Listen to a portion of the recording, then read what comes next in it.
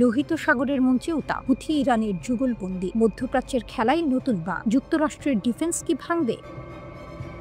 মধ্যপ্রাচ্যের ভূ রাজনীতি যেন ডার্বি ম্যাচের শেষ মিনিটের স্নায়ুক্ষয়ী উত্তেজনা। একদিকে ইসরায়েলের আগ্রাসী আক্রমণের ঢেউ, আর অন্যদিকে ইয়েমেনের হুথি বিদ্রোহীরা প্রতিরোধে তাদের অদম্য ঢাল তুলে ধরেছে। তাদের লক্ষ্য একটাই, ইহুদিবাদী শাসন ব্যবস্থার ধ্বংস নিশ্চিত করা। কিন্তু এই অসাধ্য সাধন কি সম্ভব যখন বিশ্ব মোড়ল যুক্তরাষ্ট্র তার পুরো সামরিক শক্তি দিয়ে ইসরায়েলের ডিফেন্সে দাঁড়িয়ে আছে?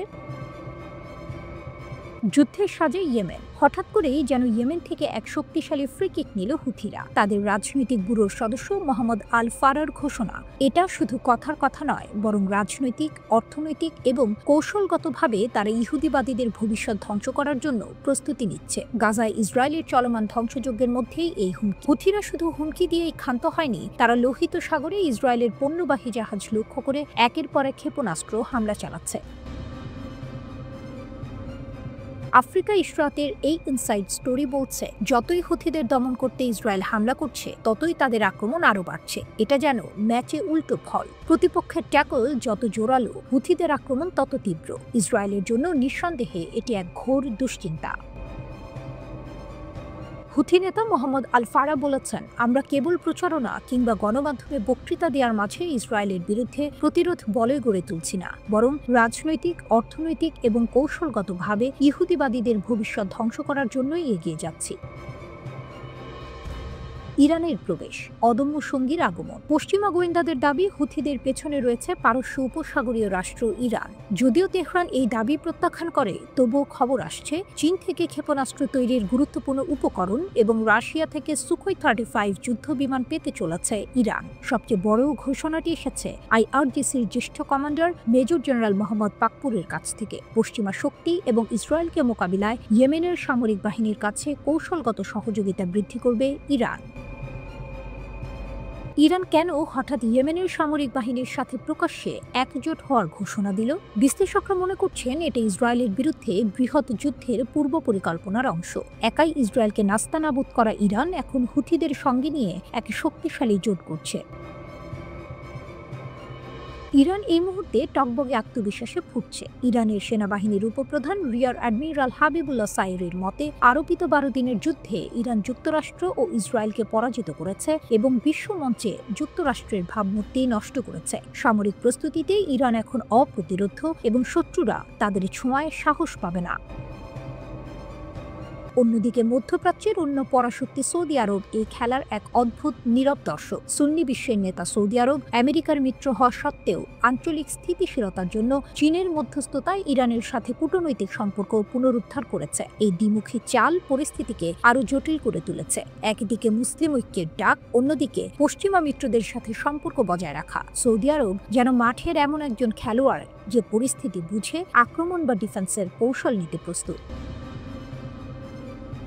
হুথিদের হাতে দেশীয় প্রযুক্তিতে তৈরি প্যালেস্টাইন 2 মডেলের ব্যালিস্টিক মিসাইল, ইরানের পারমাণবিক উচ্চাকাঙ্ক্ষা এবং তেহরানের সামরিক প্রস্তুতি সবই ইঙ্গিত দিচ্ছে যে মধ্যপ্রাচ্যে 12 দিনের যুদ্ধের চেয়েও ভয়ঙ্কর কিছু অপেক্ষা করছে।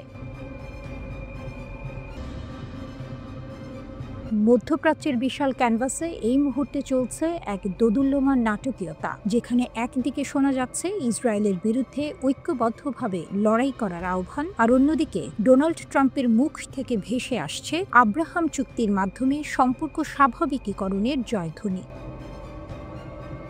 তীব্র আক্রমণেই যেন উঠেছে ইরান। তেহরানের সংসদ বক্তা মোহাম্মদ বাকের কালিবাফ পাকিস্তানের মাটিতে দাঁড়িয়ে মুসলিম জাতিগুলোকে ইসরায়েলের বিরুদ্ধে বল প্রয়োগের জন্য এক হওয়ার আহ্বান জানিয়েছেন। তার কণ্ঠে ছিল ঝাঁজ, যা বলে এই শাসন ব্যবস্থা ইসরায়েল অন্য কোনো ভাষা বোঝে না।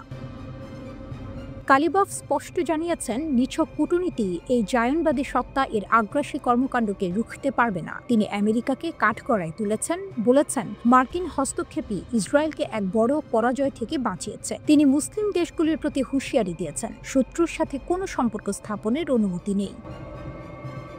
ইরান বনাম সৌদি আরব ছায়াযুদ্ধের দুই পরাশক্তি। মধ্যপ্রাচ্যের ক্ষমতার খেলায় দুটি প্রধান দল, শিয়া নেতৃত্বাধীন ইরান এবং সুন্নি নেতৃত্বাধীন সৌদি আরব। ইরান সামরিক শক্তিতে অপ্রতিরোধ্য, তাদের পারমাণবিক শক্তি বৃদ্ধি এবং লেবাননের হিজবুল্লাহ বা ইয়েমেনের হুথিদের মতো প্রক্সি শক্তির মাধ্যমে তাদের আঞ্চলিক প্রভাবও গুরুত্বপূর্ণ। অন্যদিকে সৌদি আরব সামরিক খাতে বিপুল অর্থ ব্যয় করে, অত্যাধুনিক পশ্চিমা অস্ত্রের বড় ক্রেতা তারা। ঐতিহাসিকভাবে তারা নিজেদের মুসলিম বিশ্বের নেতা মনে করে, আর তাদের রয়েছে মার্কিন সমর্থন। এই দুই প্রতিদ্বন্দ্বীর মধ্যে দীর্ঘদিনের ছায়াযুদ্ধ, আঞ্চলিক আধিপত্য নিয়ে তাদের পুরনো রেষারেষি। একসময় তারা সরাসরি মুখোমুখি, আবার এখন কূটনৈতিক সমঝোতার দিকেও ঝুঁকছে, যা পরিস্থিতিকে করে তুলেছে আরও জটিল ও অপ্রত্যাশিত। পিটার ড্রুরির কণ্ঠে যেমন হঠাৎ চমক আসে, তেমনি এই দুই শক্তির অবস্থান মধ্যপ্রাচ্যের খেলার গতিপথ নির্ধারণ করে। আব্রাহাম চুক্তি, নতুন জোটের স্বপ্ন। মার্কিন প্রেসিডেন্ট ডোনাল্ড ট্রাম্প ঘোষণা করছেন মধ্য এশিয়ার মুসলিম রাষ্ট্র কাজাখস্তানও আব্রাহাম চুক্তিতে যোগ দিয়েছে। ট্রাম্প একে অসাধারণ বলেছেন এবং দাবি করেছেন ইরানের পারমাণবিক উচ্চাকাঙ্ক্ষা কমে গেলেই আরও অনেক দেশ স্বাভাবিকীকরণের পথে আসবে। কাজাখস্তানের এই প্রতীকী প্রবেশ যেন মধ্যপ্রাচ্যের খেলার মাঠে নতুন খেলোয়াড়দের আগমন, যা ইরান ও তার মিত্রদের ওপর চাপ বাড়াচ্ছে। এই চুক্তিগুলো ইসরায়েলকে আঞ্চলিকভাবে আরও বেশি গ্রহণযোগ্যতা এনে দিচ্ছে, যা মুসলিম ঐক্যের আহ্বানকে দুর্বল করার এক কাউন্টার অ্যাটাক।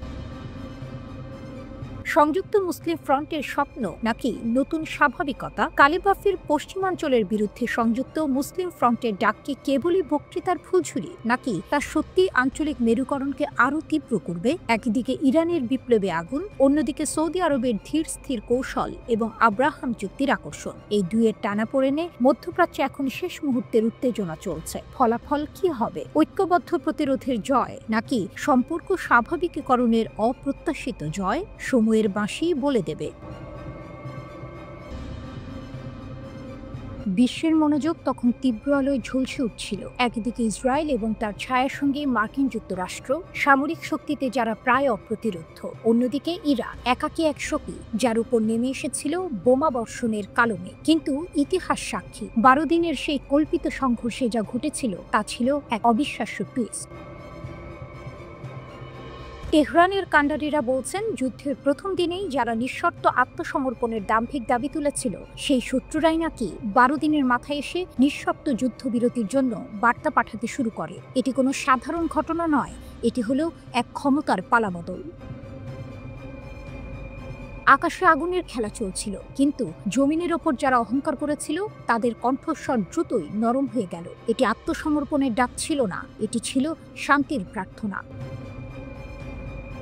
ইরানের পররাষ্ট্রমন্ত্রী আব্বাস আরাকচি এই যুদ্ধকে আখ্যায়িত করেছেন ইসরায়েল ও আমেরিকার জন্য একটি কৌশলগত ও নৈতিক ব্যর্থতা হিসেবে। 13 জুনের সেই বড় ভুল শুরু করার পর ডোনাল্ড ট্রাম্পের মতো নেতারাও আত্মসমর্পণের যে আহ্বান জানিয়েছিলেন, ইরানের সর্বোচ্চ নেতার নেতৃত্বে জাতীয় ঐক্য সেই পথ সম্পূর্ণ উল্টে দিয়েছে। আরাকচির বক্তব্যটি হলো সেই হুক। ইরানকে যারা নতজানু করতে চেয়েছিল তারাই এখন শান্তি ভিক্ষা করছে। এই স্থিতিস্থাপকতার মূল চাবিকাঠি ছিল ইরানের স্বদেশী ক্ষেপণাস্ত্র শক্তি। আরাকচি জোর দিয়ে বলেছেন মার্কিন ও ইউরোপীয় সাহায্য সত্ত্বেও ইসরায়েলের বিমান প্রতিরক্ষা ব্যবস্থা ব্যর্থ হয়েছিল এই ক্ষেপণাস্ত্রের সামনে। এই ক্ষেপণাস্ত্রগুলো কেবল অস্ত্র নয়, এগুলো হলো জাতীয় সক্ষমতা, নিজেদের তৈরি, নিজেদের অর্জন। পররাষ্ট্রমন্ত্রী দৃঢ়তার সাথে ঘোষণা করেন ইরানকে যুদ্ধ এড়াতে হলে যুদ্ধের জন্য প্রস্তুত থাকতে হবে। এটাই যেন তেহরানের প্রতিরক্ষা নীতির মূল মন্ত্র। 12 দিনের সেই যুদ্ধের অভিজ্ঞতা প্রমাণ করেছে ইরান আগের চেয়ে আরও বেশি প্রস্তুত এবং শক্তিশালী। শত্রুদের কাছে আজ এটি স্পষ্ট যে ইরানের জনগণের বিরুদ্ধে কোনো যুদ্ধে তারা তাদের লক্ষ্য অর্জন করতে পারবে না। আরাকচির চূড়ান্ত উপসংহারটি হলো মূল শিক্ষা। আন্তর্জাতিক সম্পর্ক ক্ষমতার উপর ভিত্তি করে চলে। দুর্বলকে দমন করা হয় আর শক্তিশালীরা নিজেদের পথ তৈরি করে নেয়। ইরানের জনগণের বেঁচে থাকা, স্বাধীনতা এবং মর্যাদা সবকিছুই নিহিত শক্তিশালী হওয়ার মধ্যে। যুদ্ধের দামামা থেমে গেছে, কিন্তু সেই 12 দিনের অভিজ্ঞতা তেহরানের সামরিক ইতিহাসে স্বর্ণাক্ষরে লেখা থাকবে। এটি ছিল প্রতিরোধের জয়, নিজস্ব ক্ষমতার উপর নির্ভর করে টিকে থাকার কাব্যিক উপাখ্যান। তেহরানের পক্ষ থেকে স্পষ্ট বার্তা, তাদের সশস্ত্র বাহিনীর ক্ষমতা এবং ক্ষেপণাস্ত্র শক্তি 23 মে এর চেয়ে দুর্বল তো নয়ই, বরং আরও শক্তিশালী। ইরান তার অস্তিত্ব রক্ষার যুদ্ধে জিতেছে, তাদের অহংকারকে পরিণত করেছে প্রতিরক্ষার দুর্গে। আরাকচির ভাষায় তারা লক্ষ্য অর্জন করতে হঠাৎ বিস্ময়কর হামলা চালিয়েছিল। তারা ভেবেছিল 2-3 দিনের মধ্যেই ইরান আত্মসমর্পণের জন্য হাত উঁচু করবে। তবে তারা নেতা আয়াতুল্লাহ আলী খামেনির প্রজ্ঞা বুঝতে পারেনি ইরান এত দ্রুত সেনাবাহিনী আবার পুনর্গঠন করে ফেলবে। তারা বুঝতে পারেনি ইরান এত দ্রুত পরিস্থিতি সামলে দেশ রক্ষায় ঝাঁপিয়ে পড়বে। তেহরানের আকাশে আবারও বাজল বজ্রপাত। এক অদৃশ্য স্রোত বইছে স্বাধীনতার অহংকারের প্রতিরোধের, যেখানে শব্দের প্রতিটি ধ্বনি যেন এক একটি ক্ষেপণাস্ত্র। আর সেই শব্দ উচ্চারণ করলেন এক মানুষ, যিনি কেবল নেতা নন, এক যুগের প্রতীক, আয়াতুল্লাহ আলী খামেনি। তিনি বললেন, অনেকে জিজ্ঞেস করে আমরা যেহেতু আমেরিকার কাছে নত হইনি, তাহলে কি চিরকালই তাদের বিরোধিতা করব? আমেরিকার সঙ্গে কি কখনো সম্পর্ক হবে না? তার উত্তর ছিল নিঃশব্দ বজ্রপাতের মতো। আমেরিকার সাম্রাজ্যবাদী প্রকৃতি কখনো আত্মসমর্পণ ছাড়া কিছুই গ্রহণ করে না। তেহরান থেকে প্রতিধ্বনিত হলো প্রতিরোধের বার্তা। পুরো মধ্যপ্রাচ্যের পাহাড়, মরুভূমি আর সাগরের ওপারে খামেনির কণ্ঠে ইতিহাসের গর্জন। তাদের সাম্রাজ্যবাদ আমাদের বিপ্লবের স্বাধীন চেতা আত্মার সঙ্গে অসামঞ্জস্যপূর্ণ। তার কথা যেন যুগ পেরিয়ে পৌঁছে গেল 1953 সালের সেই কালো অধ্যায়ে, যখন আমেরিকা ও ব্রিটেন ষড়যন্ত্র করে ইরানের নির্বাচিত নেতা মোসাদ্দেককে সরিয়ে ফিরিয়ে এনেছিল শাহ এর লৌহ শাসন। খামেনি বললেন, আমাদের সঙ্গে আমেরিকার সংঘাত কোনো কৌশলগত দ্বন্দ্ব নয়, এটা মূলগত ও আদর্শগত সংঘর্ষ। তারা যখন পারে আমাদের যাত্রীবাহী বিমান ভূপাতিত করে, যখন পারে সাদ্দামের মতো কাউকে উস্কে দেয় আমাদের উপর আগ্রাসন চালাতে। এই কণ্ঠ যেন এক শিলালিপি, যেখানে লেখা আছে আমেরিকা হাসে কিন্তু ষড়যন্ত্র করে ছায়ার আড়ালে। খামেনির চোখে দাউ দাউ করে জ্বলছে প্রতিরোধের আগুন। তিনি বলেন, আমেরিকা কখনো কখনো বলে তারা ইরানের সঙ্গে সহযোগিতা করতে চায়, কিন্তু ইরানের সঙ্গে সহযোগিতা মানে অভিশপ্ত জায়নিস্ট শাসকের সঙ্গে হাত মেলানো নয়। আজ বিশ্ব দেখেছে, শুনেছে, বুঝেছে ইসরায়েলের হাতে রক্ত, আর আমেরিকা সেই হাতে অস্ত্র তুলে দিচ্ছে। এই পরিস্থিতিতে সহযোগিতা অর্থহীন, অগ্রহণযোগ্য। তারপর তিনি যোগ করলেন, হ্যাঁ, যদি তারা সম্পূর্ণভাবে জায়নিস্ট শাসকের পক্ষে অবস্থান ত্যাগ করে, এই অঞ্চল থেকে তাদের সেনা ঘাঁটি সরিয়ে নেয়, আমাদের ভূখণ্ডে হস্তক্ষেপ বন্ধ করে, তবে সেই আলোচনা সম্ভব হতে পারে, কিন্তু এখন নয়, নিকট ভবিষ্যতেও নয়। এই ঘোষণায় কেঁপে উঠল ওয়াশিংটন, কারণ খামেনি শুধু সতর্ক করেননি, হুমকিও দিয়েছেন, আমেরিকান নেতারা এখনই মধ্যপ্রাচ্য ছেড়ে যাও, নইলে ফল ভয়াবহ হবে। তিনি শিক্ষার্থীদের উদ্দেশ্যে বললেন, ইতিহাস পড়ো, বিজ্ঞান শিখো, কারণ তোমরাই ইরানের ভবিষ্যৎ প্রাচীর। আমাদের অগ্রগতি প্রমাণ করে কোনো বৈশ্বিক শক্তি আমাদের বশ করতে পারবে না। তার চোখে তখন দেখা যাচ্ছিল নবপ্রজন্মের প্রতি গর্ব। তিনি প্রশংসা করলেন সেই তরুণদের, যারা পশ্চিমা চাপের মুখেও সংরক্ষণ করে রেখেছে বিপ্লবের চেতনা, যারা জানে স্বাধীনতা কেবল পতাকা নয়, এটা এক বিশ্বাস, এক আত্মত্যাগের প্রতিজ্ঞা। খামেনির শেষ বাক্যটি যেন ইতিহাসের নতুন সূচনা। আমাদের ঐক্য, আমাদের ঈমান, এই দুটি অস্ত্রই আজ ইরানের সবচেয়ে বড় শক্তি। তেহরানের বাতাসে তখনও মিশে খামেনির বার্তা, আর তার ভেতর ভাসছে এক অবিচল প্রতিজ্ঞা, আমেরিকার সাম্রাজ্য নয়, ইরানের আত্মমর্যাদা জয়ী হবে। এ যেন দুই দর্শনের যুদ্ধ, এক পাশে ট্রাম্পের চুক্তির রাজনীতি, অন্য পাশে খামেনির আদর্শের আগুন। একটি হাত বাড়ায় চুক্তির কাগজ নিয়ে, অন্যটি তোলে মুষ্টিবদ্ধ প্রতিরোধের পতাকা। তেহরান জানে এই লড়াই কেবল কূটনীতির নয়, এই লড়াই অস্তিত্বের। মরুভূমির বুকে রুদ্ধশ্বাস খেলা, ইয়েমেনের লাল কার্ড ও ইসরায়েলের বেদনাদায়ক প্রতিক্রিয়ার গর্জন। ধূসর মরুভূমি থেকে উঠে আসা এক চাপা উত্তেজনা। এটা কেবল ভূ রাজনীতির দাবা খেলা নয়, বরং অস্তিত্বের রণাঙ্গনে এক ভয়াল ফাইনাল হুইসেল বাজানোর প্রস্তুতি। ইয়েমেন থেকে যে বার্তাটি ভেসে আসছে, তা ইসরায়েলের প্রধানমন্ত্রী বেনিয়ামিন নেতানিয়াহুর কানের কাছে যেন এক বিস্ফোরক ফিসফিসানি। নেতানিয়াহু যখন এই অঞ্চলে তার রণনীতি সাজাতে ব্যস্ত, তখনই সানা থেকে ভেসে এলো চূড়ান্ত সতর্কীকরণ, যা হুথিদের ইস্পাত কঠিন সংকল্পের প্রতীক। ইয়েমেনের তথ্য মন্ত্রণালয়ের সিনিয়র উপদেষ্টা তৌফিক আল হামেরির কণ্ঠে কোনো দ্বিধা নেই, কোনো রাখ ঢাক নেই। তিনি স্পষ্ট করে দিয়েছেন, নেতানিয়াহুর যে কোনো নতুন আগ্রাসনের জন্য ইয়েমেন প্রস্তুত, এবং তাদের প্রতিক্রিয়া হবে অত্যন্ত বেদনাদায়ক। স্পুটনিককে দেওয়া তার সাক্ষাৎকারটি যেন এক বিদ্যুৎ ঝলক। তাতে হুথিদের শক্তি ও কৌশলের ইঙ্গিত স্পষ্ট। ইয়েমেন হুমকি মেনে নেয় না, আমাদের বিকল্প বিস্তৃত। ইসরায়েল আবারও হামলা চালালে আমরা প্রতিশোধ নেওয়ার প্রতিশ্রুতি দিচ্ছি। এই বাক্যগুলো কেবল সতর্কবার্তা নয়, এটি আনসারুল্লাহ বা হুথি গোষ্ঠীর চ্যালেঞ্জ। খেলার মোড় ঘুরছে। সেপ্টেম্বরে সানার বুকে যখন ইসরায়েলি জেট বিমান হুথি জেনারেল স্টাফ সদর দফতর ও গোয়েন্দা কম্পাউন্ড লক্ষ্য করে বোমা বৃষ্টি নামিয়েছিল, তখনই এই রুদ্ধশ্বাস খেলার প্রথমার্ধের সমাপ্তি ঘটেছিল। ধোঁয়া আর ধ্বংসস্তূপের মাঝখান থেকে হুথিরা নিজেদের ক্ষত গুছিয়ে নিয়েছে এবং এখন আল হামিরি যে পাল্টা আক্রমণের ইঙ্গিত দিচ্ছেন, তা যেন খেলার দ্বিতীয়ার্ধের চূড়ান্ত আক্রমণ। আল হামিরি নেতানিয়াহুকে অভিযুক্ত করেছেন যে তিনি নাকি এই অঞ্চলে উত্তেজনা ছড়ানোর জন্য অজুহাত খুঁজছেন। নেতানিয়াহু কি এই ফাঁদে পা দেবেন, নাকি ইয়েমেনের এই কঠোর হুঁশিয়ারি তাকে অন্য কৌশল নিতে বাধ্য করবে?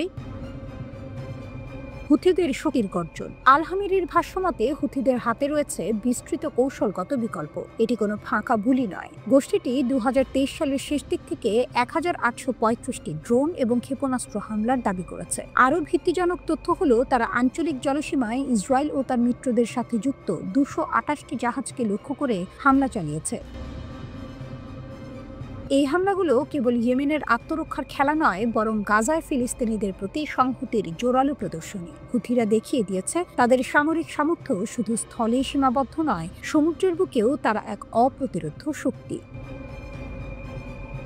আল হামিরির উপসংহার ছিল কঠোর। মূল্য যাই হোক না কেন, ইয়েমেন তার সার্বভৌমত্বকে দৃঢ়ভাবে রক্ষা করবে। যেন মরুভূমির বুকে এক শক্তিশালী গোলকিপার দাঁড়িয়ে আছে, যার লক্ষ্য ভেদ করা ইসরায়েলের জন্য এক কঠিন পরীক্ষা। এই সংঘাতের পরবর্তী দৃশ্যপট কি হবে তা সময়ই বলবে। তবে নেতানিয়াহুর পদক্ষেপ যে কোনো মুহূর্তে যুদ্ধের দামামায় পরিণত হতে পারে। পুরো মধ্যপ্রাচ্য এখন এই মরুভূমির বুকে রুদ্ধশ্বাস খেলার পরবর্তী অ্যাকশন দেখার অপেক্ষায়। ইরানের বিরুদ্ধে একাই কি পারবে ইসরায়েল? নতুন যুদ্ধের ছায়ায় জ্বলছে মধ্যপ্রাচ্য। মধ্যপ্রাচ্যের আকাশ আবারও ভারী হয়ে উঠেছে। সমর বিশারদদের আশঙ্কা, যে কোনো মুহূর্তেই ফের জ্বলে উঠতে পারে ইরান ও ইসরায়েলের ভয়ঙ্কর যুদ্ধের আগুন। কিন্তু এবার প্রশ্ন একটাই, যুক্তরাষ্ট্রের ছায়া ছাড়া একা কি ইরানকে মোকাবিলা করতে পারবে ইসরায়েল? মাত্র কয়েক মাস আগের ঘটনা। ইরান ও ইসরায়েলের মধ্যকার 12 দিনের সেই যুদ্ধ এখনো তাজা দগদগে ক্ষত। জাতিসংঘের পরমাণু সংস্থা IAEA এর এক প্রতিবেদনে ইরানের ইউরেনিয়াম সমৃদ্ধকরণ নিয়ে উদ্বেগ প্রকাশের পর 13ই জুন ইসরায়েল বিমান হামলা চালায় তেহরানে। আর সেই আঘাতের পর মুহূর্তে ফেটে পড়ে ইরানের প্রতিশোধের আগুন। এক রাতেই আকাশ ভরে যায় শত শত ড্রোন ও ব্যালিস্টিক ক্ষেপণাস্ত্রের ঝাঁকি। লক্ষ্য সরাসরি বেনিয়ামিন নেতানিয়াহুর সরকারি বাসভবন। ইরানের IRGC বা রিভলিউশনারি গার্ড দেখিয়ে দেয় তাদের হাতে শুধু অস্ত্র নয়, আছে অদম্য প্রতিরোধের আগুনও। যুদ্ধ এমন পর্যায়ে পৌঁছায় যে ইসরায়েলকে টিকিয়ে রাখতে 22 জুন মার্কিন যুক্তরাষ্ট্র সরাসরি হস্তক্ষেপ করে। আমেরিকার সেন্ট্রাল কমান্ড ইরানের 3টি পারমাণবিক কেন্দ্রে বাংকার বাস্টার বোমা বর্ষণ করে। এরপর যুদ্ধ থামে, কিন্তু শীতল ছায়ের নিচে আগুন রয়ে যায় জ্বলতে। যুদ্ধ থেমে গেলেও উত্তেজনা থামেনি। বিশ্লেষকরা বলছেন এবার সমীকরণ আলাদা। ইরান এখন আগের চেয়ে অনেক বেশি প্রস্তুত। ইরানের পররাষ্ট্রমন্ত্রী আব্বাস আরাকচি সম্প্রতি বলেছেন, যদি আপনি যুদ্ধের জন্য প্রস্তুত থাকেন, কেউ আক্রমণ করার সাহস পাবে না। তবে প্রস্তুত থাকা মানে এই নয় যে আমরা যুদ্ধ চাই। এই বক্তব্য যেন এক অঘোষিত বার্তা। ইরান এবার রক্ষার জন্য নয়, প্রতিশোধের জন্য প্রস্তুত। অন্যদিকে ইসরায়েলের সাবেক গোয়েন্দা কর্মকর্তা ড্যানি সিট্রিনোভিচ সতর্ক করে বলেছেন, ইরান এবার প্রথমে হামলা চালাবে। তাদের সামরিক ক্ষমতা অনেকের ধারণার চেয়েও শক্তিশালী। শত্রুদের জন্য আমরা নরক তৈরি করব, ইরানের হুঁশিয়ারি। ইরানের বিপ্লবী গার্ডের জ্যেষ্ঠ commander major general Mohammad Pakur ঘোষণা দিয়েছেন, আমাদের বাহিনী সম্পূর্ণ প্রস্তুত, শত্রুদের বিরুদ্ধে আমরা নরক তৈরি করব। এমন হুঁশিয়ারি শুধু শব্দ নয়, এক বাস্তব প্রতিশ্রুতি। কারণ ইরান এখন কেবল মিসাইল আর ড্রোনের উপর নির্ভর করছে না, রাশিয়ার সহায়তায় গড়ে তুলছে আকাশ থেকে আঘাত হানতে সক্ষম 48টি Su-35 মাল্টিরোল যুদ্ধ বিমান বহর। এই বিমানগুলো ইরানের হাতে এলে আকাশে আধিপত্যের পাল্লা নিঃসন্দেহে ঘুরে যাবে তেহরানের পক্ষে। ইসরায়েলের ভয়, যুক্তরাষ্ট্রের নীরবতা। তবুও ইসরায়েল থামছে না। নতুন অস্ত্র, নতুন কৌশল, যুদ্ধের প্রস্তুতিতে ব্যস্ত নেতানিয়াহু সরকার। কিন্তু যুক্তরাষ্ট্র এখন চুপ। বিশ্লেষক নাদের হাশেমি মনে করেন, নেতানিয়াহু ইরানের সঙ্গে উত্তেজনা বাড়িয়ে যুক্তরাষ্ট্রকে আবারও যুদ্ধে টেনে নিতে চায়। কিন্তু ওয়াশিংটন জানে ইরান এখন আগের ইরান নয়। যে ইরান নিষেধাজ্ঞা ভেঙে নিজেকে গড়েছে আগুনের মধ্যে, যে ইরান ড্রোন দিয়ে তেল ট্যাঙ্কার থামিয়েছে আর আকাশে ফেলে দিয়েছে মার্কিন ড্রোন, সেই ইরানকে দমন করা মানে এক দানবকে ঘুম থেকে জাগানো। যদি আবার যুদ্ধ শুরু হয় তবে কি যুক্তরাষ্ট্র পাশে থাকবে, নাকি ইসরায়েলকে একাই লড়তে হবে ইরানের মতো এক জাগ্রত শক্তির বিরুদ্ধে? তেহরানের আকাশে রকেটের রেখা যখন আবার উঠবে তখন বোঝা যাবে ইতিহাসের কোনো অধ্যায় পুনরায় লেখা হচ্ছে।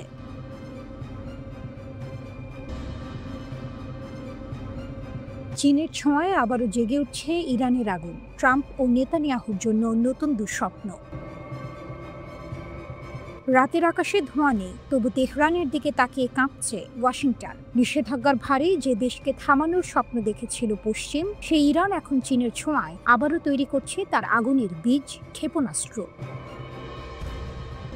জাতিসংঘের নিষেধাজ্ঞা সত্ত্বেও চীন গোপনে ইরানকে সহায়তা করছে তার ব্যালিস্টিক মিসাইল প্রোগ্রাম পুনর্নির্মাণে, এমনটাই দাবি করেছে মার্কিন সংবাদ মাধ্যম CNN। আর এই খবরই কাঁপিয়ে দিয়েছে ট্রাম্প প্রশাসন ও ইসরায়েলের নীতি নির্ধারকদের।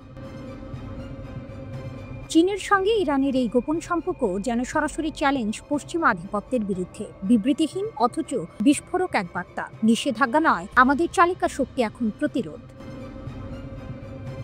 ইউরোপীয় গোয়েন্দা সংস্থাগুলোর দাবি, সম্প্রতি চীন থেকে ইরানে পৌঁছেছে সোডিয়াম পারক্লোরেটের কয়েকটি বিশাল চালান, যা ক্ষেপণাস্ত্রে ব্যবহৃত সলিড প্রোপাল্যান্ট তৈরির মূল উপাদান। এই চালানে রয়েছে প্রায় 2000 টন সোডিয়াম পারক্লোরেট, যা ইরান কিনেছে চীনা সরবরাহকারীদের কাছ থেকে।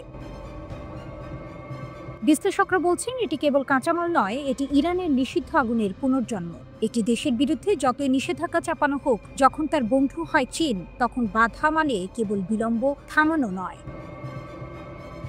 CNN জানিয়েছে এপ্রিল থেকে একাধিক পণ্যবাহী জাহাজ বারবার চীন ও ইরানের মধ্যে যাতায়াত করেছে। তার মধ্যে অন্যতম MV বাসেত, যা মার্কিন নিষেধাজ্ঞার আওতায় থাকা সত্ত্বেও 15 সেপ্টেম্বর চীনের ঝুহাই বন্দর ছেড়ে 29 সেপ্টেম্বর ইরানে পৌঁছেছে। আরেকটি জাহাজ বার্জিল 2 অক্টোবর গাউলান থেকে যাত্রা করে 16 অক্টোবর ইরানের বন্দর আব্বাস বন্দরে নোঙর ফেলে। এই যাত্রাগুলো যেন এক নীরব বাণিজ্য যুদ্ধ, যেখানে গুলি চলে না, কিন্তু কম্পিত হয় ক্ষমতার পাল্লা।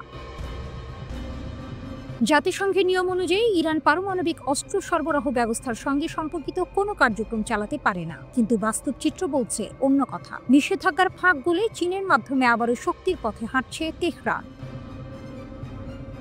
চীন অবশ্য CNN-কে বলেছে তার আন্তর্জাতিক দায়িত্ব অনুযায়ী দ্বৈত ব্যবহারের পণ্যের ওপর নিয়ন্ত্রণ বজায় রাখছে, কিন্তু পশ্চিমা বিশ্ব জানে কূটনৈতিক ভাষার ভেতর লুকিয়ে আছে কৌশল। এই লেনদেনের মানে একটাই, ইরান আবারও নিজের ক্ষেপণাস্ত্র ভান্ডার পূরণ করছে, যে ভান্ডার একদিন পারস্য উপসাগরের আকাশে আবারও অগ্নিগোলক ছুড়ে দিতে পারে। পশ্চিম চায় ইরানকে থামাতে, কিন্তু চীন চায় ইরানকে দাঁড় করাতে। এই দুই আকাঙ্ক্ষার সংঘর্ষই আজ নতুন ভূ রাজনীতির আগুন জ্বালাচ্ছে। ইরান বলছে না কিছুই, কিন্তু তাদের নীরবতাই এখন এক অঘোষিত ঘোষণা, আমরা আবারও প্রস্তুত। এ যেন নিষেধাজ্ঞার ছাই থেকে উঠে আসা এক রাষ্ট্র, যার মিত্র এখন পৃথিবীর দ্বিতীয় বৃহৎ শক্তি চীন। পশ্চিম যতই দেয়াল তুলুক, ইরান চীনের এই গোপন রেলপথ, এই জাহাজের গতিপথ প্রমাণ করছে আগুনের মতো শক্তিও নিজের পথ খুঁজে নেয়। তেহরানের আকাশে তাই আবারও বাজছে এক সুর, যা থামানো যায় না, শুধু দেখা যায় আর ভয় পাওয়া যায়। ইসরায়েলি অনুপ্রবেশে লেবাননের হুঁশিয়ারি, যে কোনো মূল্যে প্রতিরোধ। দক্ষিণ লেবাননের আকাশে আবারও ধোঁয়া। ব্লিদা শহরের ভাঙা দেয়ালে ধুলোর মতো ছড়িয়ে আছে ক্ষোভ, প্রতিরোধ আর শপথের গন্ধ।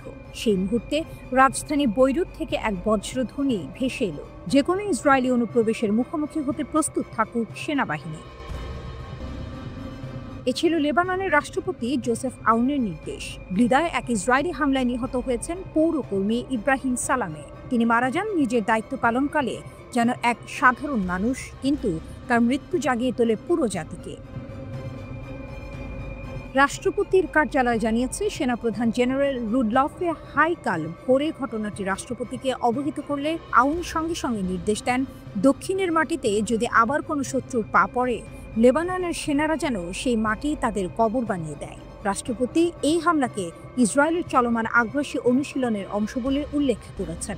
তিনি ক্ষোভ প্রকাশ করে বলেন, এই হামলা হয়েছে ঠিক যুদ্ধবিরতি পর্যবেক্ষণ কমিটির বৈঠকের পরেই, এ যেন শান্তির আলো নিভিয়ে দেওয়ার ষড়যন্ত্র। এদিকে এই হামলার পর হিজবুল্লাহর বিবৃতি যেন পুরো মধ্যপ্রাচ্যের নীরবতা ভেঙে দিল। তাদের ভাষায় অপরাধী ইহুদিবাদী শত্রু লেবাননের সার্বভৌমত্ব লঙ্ঘন করছে, আন্তর্জাতিক আইনকে উপহাস করছে, আর এর পেছনে রয়েছে ওয়াশিংটনের আশীর্বাদ। হিজবুল্লাহ সরাসরি অভিযোগ তুলেছে মার্কিন যুক্তরাষ্ট্র ইসরায়েলকে এই আগ্রাসনে সবুজ সংকেত দিয়েছে। বিবৃতিতে বলা হয়, আমেরিকান রাষ্ট্রদূতের সফর আর মেকানিজম কমিটির বৈঠকের পরপরই হামলা এ কাকতালীয় নয়, এ পরিকল্পিত যোগসাজশ। হিজবুল্লাহ রাষ্ট্রপতি আউনের নির্দেশের প্রশংসা করে একে বলেছে জাতীয় ও সাহসী সিদ্ধান্ত। তারা লেবাননের সেনাবাহিনীকে পূর্ণ রাজনৈতিক ও প্রতিরক্ষামূলক সহায়তা দেওয়ার আহ্বান জানিয়ে বলেছে, এই বর্বর শত্রুর মুখোমুখি হতে হলে সেনাদের হাতে দিতে হবে পূর্ণ ক্ষমতা, আর জনগণের হৃদয় জ্বালাতে হবে ঐক্যের আগুন। একই সঙ্গে তারা লেবানন সরকারকে সতর্ক করেছে, আর কোনো বিলম্ব নয়, ইসরায়েলের আগ্রাসন রুখতে এখনই জরুরি ও ব্যাপক পদক্ষেপ নিতে হবে। প্রধানমন্ত্রী নওয়াব সালামও আক্রমণটিকে লেবাননের রাষ্ট্রীয় সার্বভৌমত্বের উপর সরাসরি আঘাত বলে নিন্দা জানিয়েছেন। তিনি বলেছেন, দক্ষিণের মানুষ আমাদের জাতির মর্যাদার জন্য রক্ত দিচ্ছে, আমরা তাদের পাশে আছি, পুরো দেশ তাদের সঙ্গে। যুদ্ধবিরতির 1 বছর পার হলেও ইসরায়েল বারবার লঙ্ঘন করছে চুক্তির শর্ত। তারা এখনও দখল করে রেখেছে সীমান্তের 5টি এলাকা, লাব্বনে, মাউন্ট ব্লাড, ওয়াইদা পাহাড়, আজিয়ে ও হাম্মামেস। লেবাননের ভাষায় এ শুধু আগ্রাসন নয়, এক অপমান। কিন্তু এবার লেবানন চুপ নেই। রাষ্ট্রপতির কণ্ঠে এসেছে দৃঢ় প্রতিজ্ঞা। সেনাবাহিনীর চোখে জ্বলে উঠেছে নতুন আগুন, আর হিজবুল্লাহর প্রতিধ্বনি ভেসে গেছে সীমান্তের ওপারে। আমরা শত্রুকে চিনি, আমরা জানি কিভাবে তার মোকাবিলা করতে হয়। এই উত্তপ্ত সীমান্তে এখন একটাই বার্তা প্রতিধ্বনিত, যুদ্ধবিরতি ভাঙলে প্রতিশোধের দরজা খুলবে, আর সেই দরজা বন্ধ করার ক্ষমতা কারো নেই।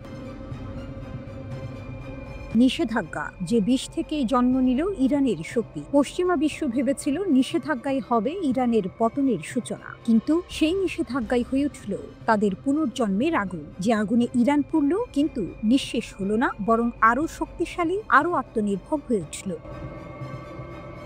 গত 4 দশকে যুক্তরাষ্ট্র ও ইউরোপ ইরানকে দুর্বল করার জন্য একের পর এক অর্থনৈতিক অবরোধ, প্রযুক্তি নিষেধাজ্ঞা আরোপ করেছিল। উদ্দেশ্য ছিল তেহরানের ঘড়ির কাঁটা থামিয়ে দেয়া, কিন্তু ইতিহাস বলছে উল্টো কথা। আজ সেই নিষেধাজ্ঞাই ইরানের জাতীয় অগ্রগতির সূচনা বিন্দুতে পরিণত হয়েছে। ইরানের সংবাদ মাধ্যম পার্স টুডে জানিয়েছে, নিষেধাজ্ঞার চাপে ইরান বাধ্য হয়েছিল নিজের ভেতর তাকাতে। আমদানি নয়, উদ্ভাবনী হয়ে উঠেছিল বেঁচে থাকার একমাত্র পথ। তেলের ওপর নির্ভরতা কমিয়ে তারা গড়ে তোলে প্রতিরোধমূলক অর্থনীতি। একসময় বাজেটের 85% যেখানে তেল থেকে আসতো, এখন সেটি নেমে এসেছে 35%। কিন্তু পতনের বদলে এটাই খুলে দিয়েছে নতুন দিগন্ত। তেল বহির্ভূত খাতের বিস্তার, দেশীয় শিল্পের উত্থান, আর অর্থনৈতিক স্বাধীনতার ঘোষণা। আরও বিস্ময়কর, নিষেধাজ্ঞার সময়ই ইরান করেছে জ্ঞানভিত্তিক বিপ্লব। দেশটির উচ্চ প্রযুক্তি রপ্তানি বেড়েছে 42%, জ্ঞানভিত্তিক পণ্যের রপ্তানি 68%। বৈজ্ঞানিক গবেষণায় তারা এখন বিশ্বে 15তম স্থানে, ন্যানো প্রযুক্তিতে শীর্ষ 6 দেশের মধ্যে। একসময় যে জাতি প্রযুক্তি কিন্তু আজ তারা প্রযুক্তি রপ্তানি করছে। এই আত্মনির্ভরতার প্রভাব পড়েছে জীবনের প্রতিটি ক্ষেত্রে। ওষুধ শিল্পে ইরান এখন 85% চাহিদা নিজেরাই মেটায়। কৃষিতে তারা প্রায় 97% স্বয়ংসম্পূর্ণ। খাদ্য নিরাপত্তা আজ আর পশ্চিমাদের দয়ার দান নয়, ইরানের নিজের অর্জন। শুধু তাই নয়, নিষেধাজ্ঞা তাদের আকাশও দিয়েছে। নিজস্ব উপগ্রহ উৎক্ষেপণ, ড্রোন প্রযুক্তি, ক্ষেপণাস্ত্র উন্নয়ন, সবকিছুই হয়েছে সেই সময়ে যখন পশ্চিমা বিশ্ব ভেবেছিল ইরান হাঁপিয়ে পড়বে। কিন্তু ইরান তখন তৈরি করেছে আকাশে চোখ, সাইবারে ঢাল, আর সীমান্তে ভয়হীন প্রতিরোধের প্রতীক। বিশাল জনসমাবেশে ইরানের সর্বোচ্চ নেতা আয়াতুল্লাহ ইমাম খামেনি বলেছিলেন, আমরা অগ্রগতি অর্জন করেছি নিষেধাজ্ঞার সময়ে। মার্কিনিরা বলেছিল এই অর্থনৈতিক চাপ ইতিহাসে নজিরবিহীন। তারা মিথ্যা অনেক বলে, কিন্তু এটুকু সত্য বলেছিল, আর সেই নজিরবিহীন চাপে আমরা দাঁড়িয়ে গেছি বিশ্বের শীর্ষ সারিতে। তিনি আরো বলেছিলেন, তারা চেয়েছিল আমাদের উৎপাদনের চাকা থেমে যাক, কিন্তু আমাদের শ্রমিকরা রণক্ষেত্রের সৈনিক হয়ে তা হতে দেয়নি। আর যখন বিশ্ব ডলার নির্ভর বাণিজ্যের শৃঙ্খলে আবদ্ধ, তখন ইরান সেই শৃঙ্খল ভেঙে গড়ে তুলেছে নতুন মিত্রতার বলয়। চীন, রাশিয়া, ভারত, ব্রিক্স ও সাংহাই জোটের সঙ্গে গভীর সম্পর্ক। বাণিজ্যে জাতীয় মুদ্রার ব্যবহার শুরু করে তারা ঘোষণা দিয়েছে, আমরা আর কারো ছায়া নই। সবশেষে ইতিহাসের এক অদ্ভুত শিক্ষা যেন ইরান বিশ্বকে দেখিয়েছে, নিষেধাজ্ঞা ধ্বংস করে না, প্রস্তুত করে। চাপ ভেঙে দেয় না, গড়ে তোলে। যেখানে পশ্চিম চেয়েছিল এক দেশকে নিঃশেষ করতে, সেখানে জন্ম নিয়েছে এক নতুন শক্তি, ইরান নামের সেই অদম্য প্রতিরোধ। এবার রাশিয়ার গোপন অস্ত্রের মহড়া। আকাশ নয়, সমুদ্র কাঁপালো পজেইডন পারমাণবিক সুপার টর্পেডো। বিশ্বজুড়ে যখন ইউক্রেন যুদ্ধ নিয়ে রাশিয়ার ওপর বাড়ছে পশ্চিমা চাপ, ঠিক তখনই ভ্লাদিমির পুতিন দিলেন নতুন এক শক্তির প্রদর্শন। রাশিয়া জানিয়ে দিল, তারা এখন শুধু আকাশে নয়, সমুদ্রের গভীরেও তৈরি পারমাণবিক ত্রাস। এবার সফলভাবে পরীক্ষা চালানো হয়েছে বিশ্বের সবচেয়ে ভয়ঙ্কর টর্পেডো পজেইডন। গ্রিক পুরাণের সমুদ্র দেবতা পজেইডনের নামে নামকরণ করা এই অস্ত্রের শক্তি যেন তারই মতো অপ্রতিরোধ্য। এরকম আর কিছু পৃথিবীতে নেই, পুতিনের ঘোষণা। মস্কোর এক হাসপাতালে ইউক্রেন যুদ্ধের আহত সেনাদের সঙ্গে চা পান করছিলেন পুতিন। সেখানে হঠাৎ ঘোষণা দেন তিনি, আমরা সফলভাবে পজেইডন নিউক্লিয়ার সুপার টর্পেডোর পরীক্ষা সম্পন্ন করেছি। তার কণ্ঠে ছিল ঠান্ডা আত্মবিশ্বাস। এটি আমরা শুধু সাবমেরিন থেকে উৎক্ষেপণই করিনি, বরং এর পারমাণবিক শক্তি ইউনিটও চালু করেছি। এটি নির্দিষ্ট সময় ধরে নিখুঁতভাবে কাজ করেছে। এই ধরনের প্রযুক্তি পৃথিবীর আর কোথাও নেই। পজেইডনকে আটকানোর কোনো উপায় নেই। এ এক ঘোষণাই নয়, এটি যেন পশ্চিমা বিশ্বের উদ্দেশ্যে পাঠানো বার্তা, রাশিয়া এখনো খেলায় আছে এবং আগের চেয়ে অনেক বেশি প্রস্তুত। সমুদ্রের নিচে ধ্বংসযজ্ঞের অজানা সাম্রাজ্য সামরিক বিশ্লেষকদের ভাষায় পজেইডন হলো এক চলমান বিপর্যয়। এই টর্পেডো যদিও উপকূলীয় কোনো অঞ্চলে বিস্ফোরিত হয়, তাহলে সৃষ্টি করতে পারে ভয়াবহ তেজস্ক্রিয় সুনামি, যা মুহূর্তেই মুছে দিতে পারে সমুদ্র তীরবর্তী শহরগুলোকে।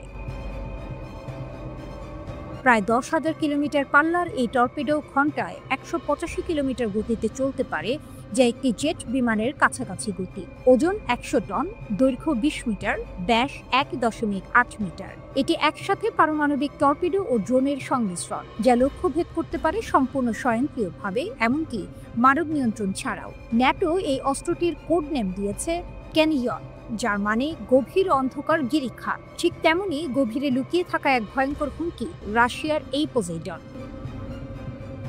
টুইস্ট, শুধু প্রতিরক্ষা নয়, প্রতিশোধের বার্তা। পজেইডন শুধু প্রযুক্তির ফল নয়, এটি এক প্রতিশোধের প্রতীকও। পুতিন 2018 সালেই জানিয়েছিলেন, যুক্তরাষ্ট্র যখন 2001 সালে ABM চুক্তি থেকে সরে গিয়ে ক্ষেপণাস্ত্র প্রতিরক্ষা ব্যবস্থা তৈরি করে, তখনই রাশিয়া শুরু করে পজেইডনের পরিকল্পনা।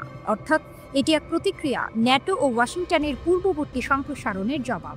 এর আগেও রাশিয়া বুরেভাস্টনিক ক্রুজ ক্ষেপণাস্ত্র ও পারমাণবিক মহড়া চালিয়েছে। ধারাবাহিক এসব পদক্ষেপে পুতিন যেন বারবার বলছেন, আমরা হুমকির জবাব দেব ভয় দিয়ে নয়, শক্তি দিয়ে। শক্তির নতুন সংজ্ঞা।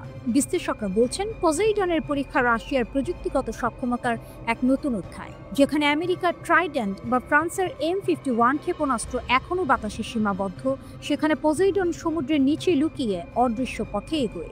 এমন এক অস্ত্র যাকে রাডারে ধরা যায় না, থামানো যায় না, আর যেটি বিস্ফোরিত হলে শুধু একটি শহর নয়, বদলে দিতে পারে পুরো মানচিত্র।